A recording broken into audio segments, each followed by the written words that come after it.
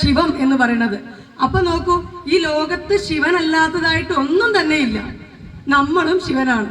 അപ്പൊ ഈ ശിവൻ എന്താണ് എന്നത് അറിയാതിരിക്കുന്നത് എന്തുകൊണ്ടാ? നമ്മളുടെ ഉള്ളിൽ പ്രവർത്തിക്കുന്ന മായയാണ്. നമ്മൾ ശിവനാണ് എന്ന് അറിയാതെ പോകുന്നത് ആ മായ കൊണ്ടാണ്. ഇപ്പോ ശിവസൂത്രം എന്ന് പറഞ്ഞിട്ടുള്ള ആഗമശാസ്ത്രത്തിൽ ശിവസൂത്രങ്ങൾ എന്ന് പറയും.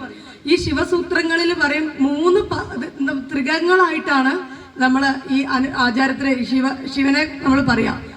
അപ്പൊ അതില് ത്രിപരമ 3 തന്നെ, 3 അതെന്തൊക്കെയാ? ഒന്ന് ജീവനാണ്. ഈ ജീവൻ എന്ന് പറഞ്ഞാൽ നമ്മൾ പശു. അതേപോലെ ഒന്ന് ശിവനാണ്. ശിവൻ എന്ന് പറഞ്ഞാൽ ശുദ്ധ ബോധം. പിന്നെ ഉള്ളത് അതിന്റെ ശക്തി, ആ ശിവന്റെ സ്വതന്ത്രമായ ശക്തി, ആ സ്വതന്ത്രമായ ശക്തി. അപ്പൊ ശിവന്റെ കയ്യിൽ എന്താ ഉള്ളത്? ശിവൻ ഉണ്ട്. ശിവന്റെ കയ്യിൽ പാശമുണ്ട്. ആ പാശം എന്നത് ശിവന്റെ സ്വതന്ത്ര ശക്തിയായ, ഇവിടെ കണ്ടല്ലോ അമ്മയാണ്. അപ്പൊ ഈ ശക്തിയും ശിവനും ചേരുമ്പോഴാണ് ഇവിടെ പ്രപഞ്ചത്തിൽ ഓരോ ജീവനും ഉണ്ടാകുന്നത്. അപ്പൊ ഈ ജീവനെ ശിവൻ എന്തുകൊണ്ടാ കെട്ടിവെച്ചിരിക്കുന്നത്? നമ്മളൊക്കെ ശിവന്റെ പാശത്താൽ ബന്ധിതരാണ്. അപ്പോ നമുക്ക് ഈ ശിവനാവാൻ എന്താ വേണ്ടത്? ഈ പാശത്തോട് കൂടി ഇരുന്ന് കഴിഞ്ഞാൽ നമ്മളെ കഴുത്തിലൊരു കയറ് കെട്ടിയാൽ നമ്മൾ ഇതിന് പിന്നാലെ പോകാനേ സാധിക്കുള്ളൂ. അപ്പൊ ശിവനെ പൂജിക്കുക എന്ന് പറഞ്ഞാൽ ഒരേ ഒരു കാര്യമേ ഉള്ളൂ, ശിവനാകുക എന്നത്. ശിവോ ഭൂത്വ ശിവം യജേത് എന്നാ പറയാ. ശിവനെ പൂജിച്ചാൽ മാത്രമേ, ശിവനായി തീർന്നാൽ മാത്രമേ ശിവനെ പൂജിക്കാനുള്ള അധികാരമുള്ളൂ എന്നാ പറയാ.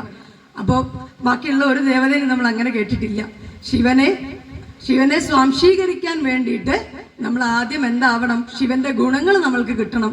ശിവൻ എന്ന് പറഞ്ഞാൽ മംഗളരൂപിണിയാണ്, മംഗളരൂപമായത്, മംഗളകരമായത് എന്നൊക്കെയുള്ള അർത്ഥമാണ്.